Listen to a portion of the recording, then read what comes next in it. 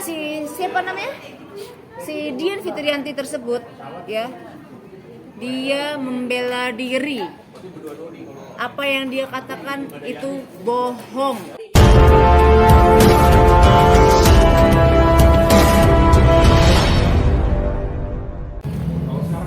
Kemarin dia dengan begitu energiknya ya mengatakan bahwa apa yang dia lakukan itu sudah sesuai prosedur dan sudah benar. Tapi yang perlu diketahui gini, permasalahan Sintiara Alona dengan Fitrianti Dian itu sebenarnya ada 3 duduk perkara. Pertama, permasalahan tentang jual 3 dong. 3 ya, 3. Yang pertama jual kos-kosan. Bukan yang pertama yang dia ngambil isi rumah saya yang di Primavera. Ya, terus yang Greenwich. kedua di rumah Greenwich Park. Oke, yang ketiga dia menjual aset saya berupa kos-kosan Ya. tanpa seizin saya. Oke. Sama sebenarnya cuma dibalik aja ya. 3. Oke. 3 kasus. Yang baru dilaporkan hanya baru 1 dulu. Oke. Karena saya mengikuti kuasa hukum saya, yaitu diberesin 1 persatu. Gitu. Baik, saya mau tanggapin dulu yang pertama ya.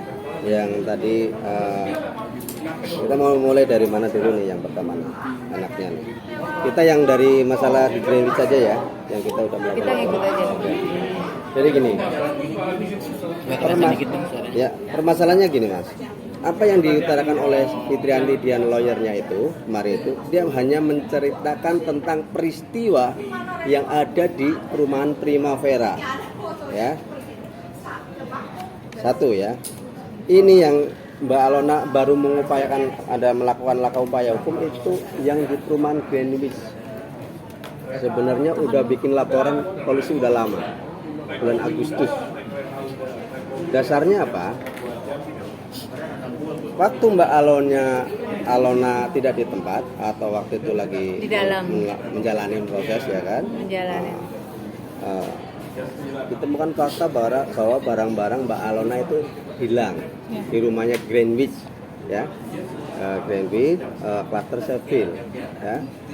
Terus Mbak Alona tanya dong, kalau misalkan kita punya rumah kan ada pembantu yang jaga nih, ada barang-barang yang hilang, yang barang-barang berharga lah branded. Kok ini barang-barang saya kok pada nggak ada? Nah, keterangan dari pembantunya itu diambil oleh Fitrianti Dian. Jelas kita ada rekamannya, kita jelas udah beberapa kali telepon, jelas ada chatnya juga, ya. Tapi saya sebagai orang hukum sama tim nggak percaya begitu aja. Kita lakukan investigasi ke lapangan. Sebelumnya saya sudah datang secara etikat baik karena kita menghargai rekan sesama lawyer atau advokat. Saya pernah klarifikasi ke kantor hukumnya Fitrianti Dian benar. Tapi hanya saya klarifikasi, investigasi, saya menanyakan tentang hal itu. Pertama tentang kos-kosan, kedua tentang di perumahan di Primavera, yang ketiganya yang di Greenwich. Ini yang jadi masalah yang udah di LPK itu Greenwich ya. Nah, yang si Fitrianti Dian itu masalah di Primavera, dia mengakui dia datang, tapi katanya atas perintah Emma. Tapi Emma kebalikannya katanya, memang dia suruh tanda tangan katanya, tanda terima. Oke, itu kita masih hold dulu. Tapi saya tanya, Mbak rekan Dian, apakah Anda ngerti atau paham, tahu dan sebagainya tentang permasalahan barang-barang berharga yang hilang di perumahan Greenwich? Dia mengatakan kita ada saksinya banyak. Saya nggak tahu, nggak pernah ke sana dan nggak tahu alamatnya. Gimana saya mau ke sana?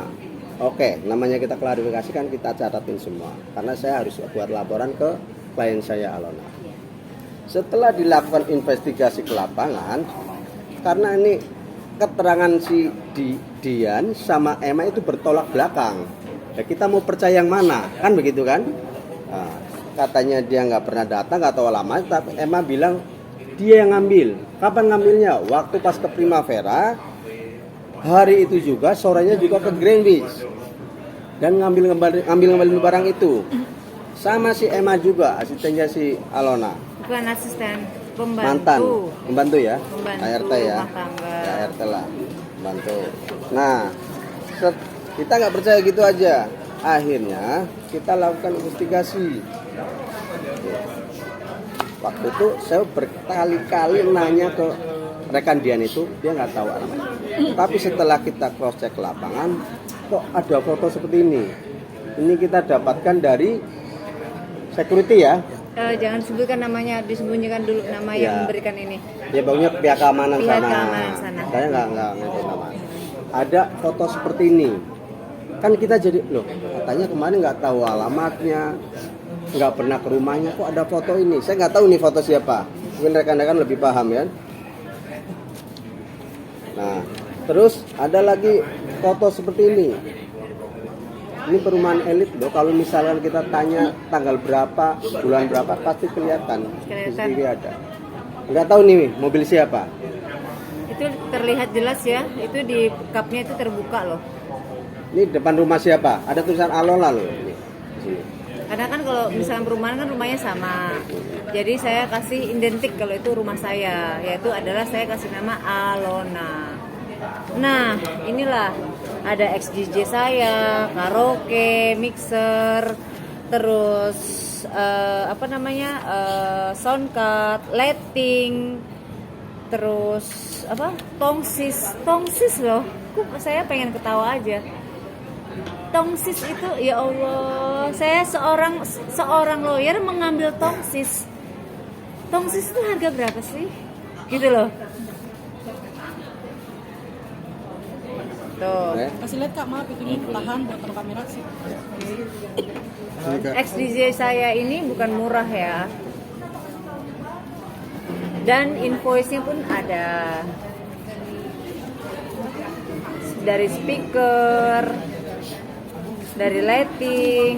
Karena saya kan juga official host di sampingan saya ya, official host di Bigo. Jadi saya di rumah ada ini semua. Oke ya, dalam hal ini sebenarnya clear. Inilah yang baru diupayakan dilakukan upaya hukum oleh Mbak Alona.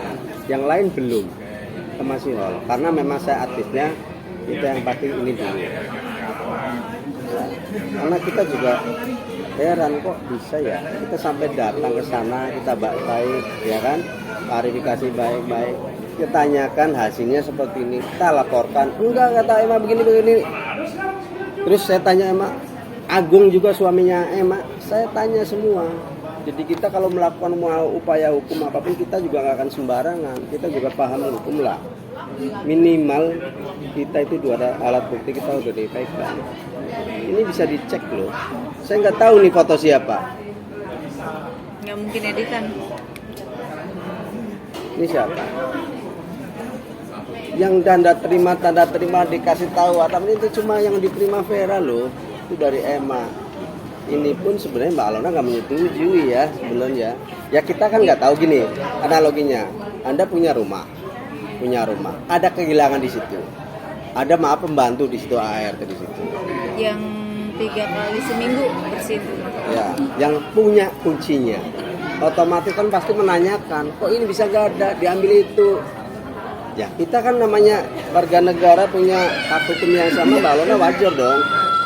Nanya ini lempar sini, nanya ini lempar sini. Akhirnya melakukan apa? Ya melakukan LP ini. Nah, tinggal pihak berwajib lah atau kepolisian lah yang harusnya bisa membuat peristiwa ini terang benderang. Kan sebenarnya itu kan. Kalau misalnya nanti terbukti ternyata Emma juga main, ya silakan dua-duanya. Kan begitu. Benar nggak logika hukum begitu kan? Wajar Mbak Alona melakukan upaya hukum. Nah pertanyaannya lucu lagi nih. Ini kan udah lama nih. Rekan di sebelah sana itu baru sekarang. Itu kenapa? Apa karena ada ini udah proses? Kita nggak tahu. Dari awal saya sebenarnya sama rekan dia hubungannya baik. Kita datang juga baik-baik. Tapi kan ini profesionalnya kan seperti apa? Itu loh. Yang dua itu belum melakukan upaya hukum apapun ya? Belum, karena saya mengikuti kuasa hukum saya, yang mana satu persatu dulu yang kita LPK. Yang mana menurut saya nama seorang Dian Fitrianti yang mengaku seorang lawyer mengambil barang-barang tanpa seizin yang punya, kode etiknya tuh di mana, gitu loh. Saya memang buta hukum, tapi karena saya sudah lulus dari 10 bulan yang saya sudah jalanin, akhirnya saya mengetahui yang namanya hukum, gitu loh. Tapi kan sebelumnya sudah ada komunikasi itu dengan memberikan beberapa bukti kepada dia supaya dia tidak mengulang lagi. Saya di blok, jadi dua-duanya tuh di blok. Jadi Emma juga ngeblok saya, semuanya ngeblok saya. Apa maksud emang mungkin ngeblok Alona apa mungkin ikut? Nggak tahu saya juga dari siapa. Tapi menurut alasan dari sana katanya Mbak Alona tidak mau mengambil barangnya sendiri ya. Kenapa? Kabarnya katanya Kak Alona tidak mau mengambil barangnya sendiri. Begini Mbak, saya jawab nih, bantu jawab. Karena ini Mbak Alona kan nggak nyuruh. Kok barang diambil, kok Mbak Alona yang suruh repot ambil sendiri? Kan Mbak Alona nggak mau waktu itu juga kan. Waktu saya klarifikasi datang ke sana pun, Pak, rekan kalau bisa tuh diangkat lah. Nah, kita kan nggak ada amanah. Kita nggak amanah apapun suruh ngambil barang loh. Apalagi mau dikasih uang itu loh. Yang permasalahan kos-kosan itu yang 7,5 juta loh. Saya kan konfirmasi, Mbak ini katanya enggak. Kita nggak ada amanah. Kalau saya ambil itu jadi buah si malakama buat saya. Klien nggak nyuruh, kok saya main ambil, berarti tahunya urusan clear dong. Apa nggak saya yang disalahkan? Kan gitu aja kan. Satu masalah kemarin juga yang pertama masalah HP, saya datang ke sana nggak ngambil apa-apa rekan Dian, nggak ada apa. Cuman saya tugasnya datang karena kita menghargai sesama rekan, kita klarifikasi. Apa yang dia utarakan coba saya cek juga barang-barangnya benar. Kalau barang-barang yang yang di waktu itu di konferensi pers benar, saya pernah lihat itu barang ada. Tapi yang jadi masalah Mbak Alona itu barang-barang berharga itu bukan di Primavera loh, tapi di perumahan Greenwich ya, di Cluster City. Yang tadi ada fotonya ini, yang katanya nggak tahu alamatnya, nggak pernah datang. Emang kasih penjelasan pas hari itu juga ngambil di Primavera, sorenya datang ke sono ke rumah sakit terus balik lagi. Itu loh. Makanya Mbak Alona kan gimana nggak marah orang. Yang satu ditanya bikin lempar sini, yang satu ditanya begini. Coba apa yang harus dilakukan? Ngomong kan melaporkan lah. Jujur, sebelum itu sebenarnya saya itu mau musyawarah. Dalam arti kalau memang pernyataannya dia itu diamankan, otomatis harus dikembalikan, betul. Tapi kenapa malah ngeblok saya? Berarti kan tidak ada etikat baik, gitu loh. Dan itu hak saya. Saya kerja ya, main film, iklan, pagi sampai pagi, kepala jadi kaki, kaki jadi kepala, gitu loh. Jadi dalam arti ya saya ingat susahnya saat saya mencari uang tuh terus diambil orang dengan seenaknya begitu aja, ya jujur ya sakit, hati sakit. Tapi Kak tahu nggak sih Kak posisi barang-barang tersebut diamankan di mana gitu, apa mungkin nggak ada ikat untuk langsung aja ngambil? Kalau yang ini justru saya nggak tahu. Kalau dari pernyataan Emma itu semuanya dari si Dian disusun jadi dia selalu bikin history di saya kan di blog, dibikin history di WA kalau rumahnya itu tersusun dengan ada set karaoke saya, terus ada speaker JBL saya, terus ada pokoknya bisa dibilang barang-barang saya tuh semuanya tuh kayak tersusun. Jadi seolah-olah dia ngerasa kalau itu milik dia yang dia baru beli, kayak gitu. Saya tidak bisa melihat kan karena tahu sendiri, saya di blog nggak bisa melihat. Terus ada cerita itu ya, waktu itu yang pakai tas branded, Mbak Alona tanya ke Emma ya, oh itu mirip tas saya ya, waktu itu kan ada kata Emma, itu memang tas ibu, kan pernah ada bahasa itu, makanya di sini si Emma juga tulis nih tas yang branded gua ini ada di list dia, makanya gini aja, klien kami ini kan korban. Siapa pelakunya, apa A, apa si B, atau dua-duanya, kita nggak tahu. Yang bisa membuat peristiwa ini terang benderang ada pihak kepolisian, karena Mbak Alona secara prosedur sudah lakukan laporan kepolisian. Gitu aja kan. Loh, nanti hasilnya seperti apa ya? Kita lihat. Dan nanti anehnya, kenapa sih saya lapornya itu di bulan Agustus? Di bulan Agustus. Dan saya baru mendapatkan surat SP2 HP itu baru kemarin. Itu udah berapa bulan dan terlalu lama. Oke lah, kalau dari pihak berwajib harus berhati-hati, karena yang saya laporkan ini adalah posisinya pengacara. Saya berikan waktu, gitu loh. Tapi sampai sekarang perkembangannya pun nggak ada hasilnya. Karena saya merasa dirugikan, dan ini juga merasa bukan uang kecil. Jadi walau sampai manapun, sampai titik akhir pun, tetap saya akan tuntaskan. Kira-kira berapa nominal kerugiannya, Pak? Dan kita itu waktu itu Oh, Mbak Alona yang itu sampai sekarang yang di laporan. yang bikin laporan Yang di mana nih? Total keseluruhan Sama Fitri Dian. Hah? Yang sama Fitri itu. atau mungkin Ya. baru laporan ini aja dulu? Ya satu-satu dulu ya Mas ya. Di sini Mbak Alona langsung loh lapornya, karena Mbak Alona udah bener-bener gregetan nih mungkin ya kan, ibaratnya di sini udah jelas loh. Kalau menurut keterangan Mbak Alona itu, karena beliau yang punya barang dan juga kan yang tahu nyimpennya di mana-mana, itu hampir tiga eman loh. Makanya disinilah nanti tugas kepolisian kan yang bisa, siapa sih sebenarnya harus yang bertanggung jawab. Kalau udah ngomong ke saya, kalau memang pembantu saya terlibat ya kalian saja.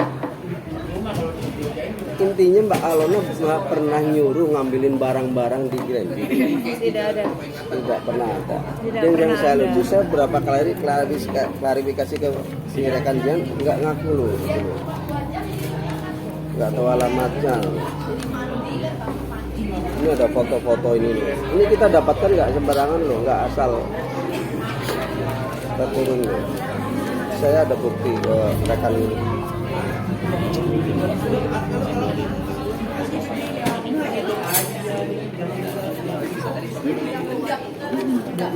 Dan Emma, namanya Amah ya, Amah yang saya panggil Emma sama suaminya dipanggil nggak pernah mau menjadi saksi. Kedua dipanggil pun nggak pernah menjadi saksi. Ketiga nggak pernah mau menjadi saksi. Jadi sebenarnya itu kan hak asasi ya. Tapi saya yakin pihak berwajib tahu harus seperti apa. Karena kunci utamanya itu adalah di amahnya. Kenapa? Karena yang megang kunci rumah saya, 2 rumah saya itu adalah amah. Yang namanya Emma itu. Gitu. Jadi mau nggak mau dia wajib untuk menjadi saksi. Karena yang saya laporkan ini adalah si Dian Fitrianti. Yang memegang kunci adalah si Emma tersebut. Membantu saya ini. Ini saya juga sempat loh klarifikasi lagi ke rekan. Menurut keterangan rekan dan tim, kan ambil barangnya hanya sesuai ditanda terima kan ya? Iya. Masih sebelum LP dilakukan. Tapi buktinya ada semua sih sebenarnya. Kan Kita tadi sorry yang datang 3M itu keseluruhan atau baru yang laporan pertama ini? Baru laporan Yang pertama. dikirim. Karena namanya tas Hermes ya, itu kan tahu lah harganya berapa ratus juta ya kan. Terus tas LV, Gucci, terus alat DJ, terus speaker, terus satu set karaoke touchscreen yang di atasnya yang VIP yang kayak seperti yang di Inul itu loh, gitu loh. Jadi kerugiannya cukup besar. Yang masih lengkap itu cuman sepatu saya, ini masih lengkap. Bahkan karpet pun diambil, bahkan tongsis pun diambil. Artinya apakah dia memang memanfaatkan situasi waktu itu? Menurut saya, karena kan saya nggak bisa dihubungin. Dia tahu kalau saya tidak bisa memakai handphone. Di saat saya memakai handphone, ya, saat itu handphone saya disita. Karena di dalam penjara itu tidak boleh memakai handphone. Di saat disita, saya minta saat itu kan kuasa hukum saya kan si Dian Fitrianti. Dian Fitrianti minta handphonenya di mana biar saya ambil, gitu loh. Nah, handphonenya ada di dia, gitu loh. Jadi kan berarti kan ya udah titip aja dulu di handphone. Jadi nanti kalau saya keluar saya pakai lagi karena network saya ada di situ semua. Saya di blok, jadi adanya kan yang ada kuasa hukum saya. Jelas saya menanyakan apa yang saya titipkan, yang saya merasa titipkan, gitu loh. Terus dengan pernyataannya dia dengan ada uang sekian loh, itu nanti dulu, masalah satu-satu dulu, Itu belum. gitu loh. Ya. Ada lagi nggak yang ditanyakan nih? Ya, Mbak Sintiara dalam waktu beberapa bulan yang singkat ini kan Mbak Sintiara menghadapi 2 klien yang sebelumnya sama Halim dan sekarang Pertama Halim. Ya. Di saat Halim, saya masih dipegang sama Halim. Dian Fitrianti itu setiap hari datang ke tahanan apa sih singkatan tahti?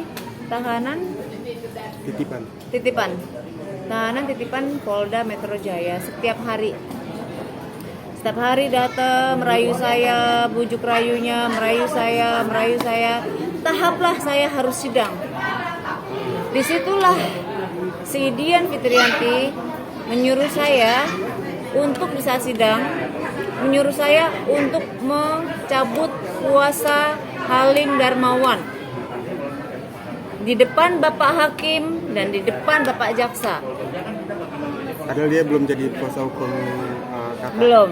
Jadi saya disuruh cabut dulu di saat itu sidang pertama saya. Lalu di saat saya mencabut di depan Bapak Hakim dan Bapak Jaksa dan ada Pak Halimnya langsung sidang saya ditunda. Langsung dia minta tanda tangan untuk menanganin kasus pidana saja. Tidak ada yang lain-lain, hanya kasus pidana yang dia mau tanganin. Tapi saya disuruh lebih klien loh. Tapi di saat dia yang menanganin, tuntutan saya berapa? 6 tahun 6 bulan atau denda 200 juta. Hati saya berontak karena apa? Saya bukan pembunuh, saya bukan pengedar narkoba, saya bukan pemakai narkoba. Saya tidak terima dengan dihukum seperti ini. Saya memang buta hukum, tapi saya yakin keadilan ini pasti ada. Saya cari kontak yang namanya Bang Ruhut Setompul. Saya butuh benar-benar yang bisa melawan dengan tuntutan ini. Alhamdulillahnya saya divonis 10 bulan. Karena memang tidak terbukti kalau saya itu menjual orang. Yang terbuktinya memang saya mengetahui dan saya memiliki hotel tersebut. Gitu loh. Dan saya tidak ada beroperasional selama 3 tahun di situ. Permasalahan dengan Halim dan Fitrianti ini kan 11-12 kan berhubungan dengan barang gitu. bagaimana nih menanggapinya kok hampir sama gitu? Karena mereka kan berkomunikasi dengan baik. Pertama kan Halim, setelah Halim ya kan, ya nggak tahu lah, yang namanya orang rambut boleh hitam tapi hati kita nggak tahu. Kan saya masih di dalam, saya nggak bisa tahu apa-apa di luar dan bagaimana, dan nggak bisa mengurus apapun, dan saya tidak ada yang ngurus. Saya jatuh, saya bangun sendiri, dan saya berdiri sendiri, dan bahkan saya alhamdulillahnya masih punya aset. Saya jual aset saya buka usaha baru lagi. Tapi bukan berarti saya diam dengan apa yang menurut saya, ya, saya buta hukum nih. Yang menurut saya tindak pidana ini saya diamkan, tidak. Saya lanjutkan sampai titik akhir.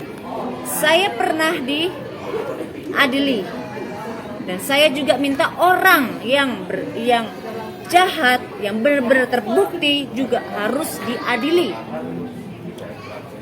Itu. Jadi kan sempat dibilang mereka komunikasi gitu. Itu dugaan belaka atau gimana? Emang bener ada komunikasi? Ya, taunya ya jelas saya tidak tahu. Dugaan ya pasti. Kenapa? Di saat persidangan itu kan online, ya kan? Jadi si Halim memegang adik saya, si Dian Fitrianti memegang saya. Jadi mereka itu kelihatan dari TV itu, mereka tuh berpelukan, salam-salaman, ketawa-ketawa, wah begini, kelihatan. Saya ngeliat sendiri dari mata kepala saya sendiri. Ya sangat jelas dong saya menduga kalau mereka berhubungan baik. Dan bahkan juga, ini yang belum dikasusin lagi. Bahkan juga Halim menjual kos-kosan yang saya belikan untuk adik saya. Adik saya nggak mau kasusin, kenapa? Dia nggak mau ada berurusan dengan pihak berwajib lagi karena dia trauma. Kalau saya tidak trauma. Ya kan sempat dilaporkan juga. Belum, ya? harus saya dulu. Jadi satu persatu dulu. Jadi di sini adalah intinya satu dulu ya. Statementnya siapa namanya? Si Dian Fitrianti tersebut, ya. Dia membela diri. Apa yang dia katakan itu bohong. Tanpa ada fakta dan nyata.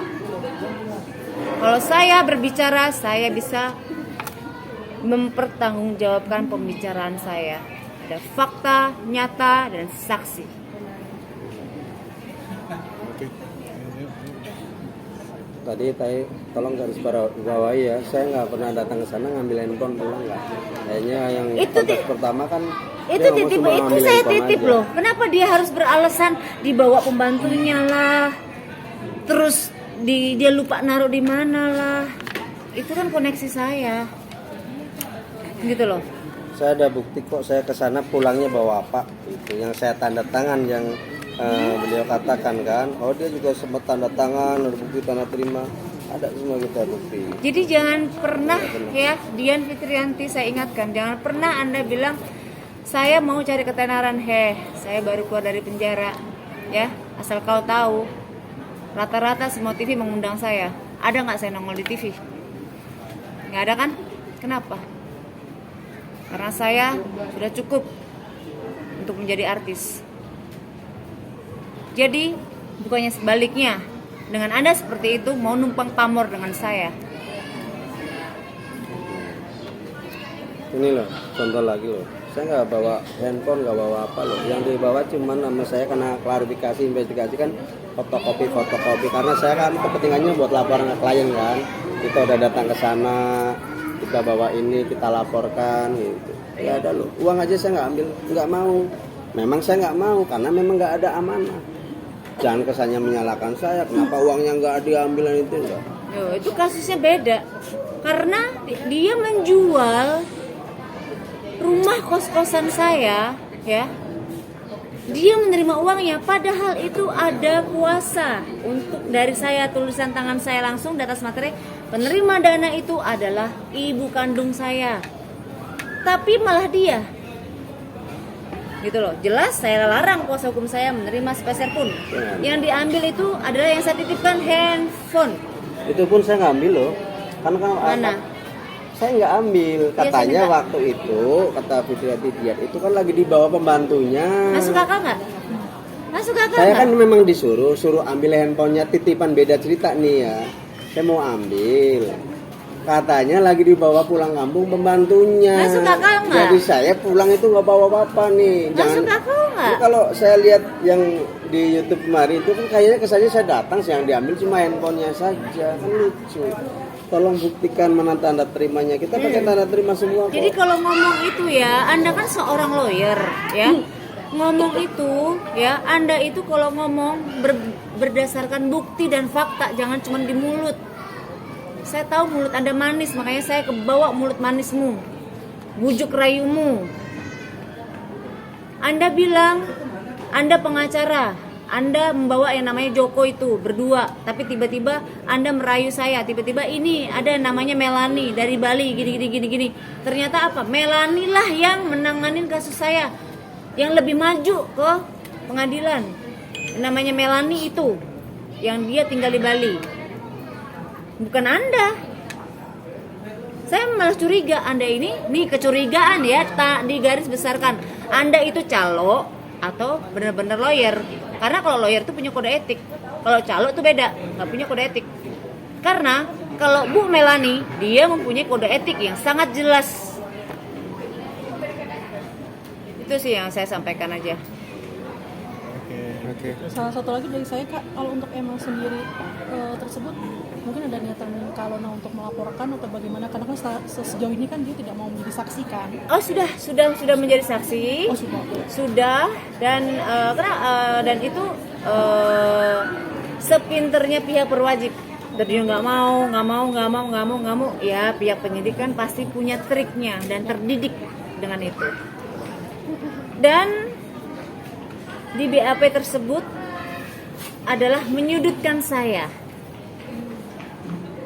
Jadi suami istri ini menyudutkan saya, lebih memihak si Dian Fitrianti ini, gitu loh.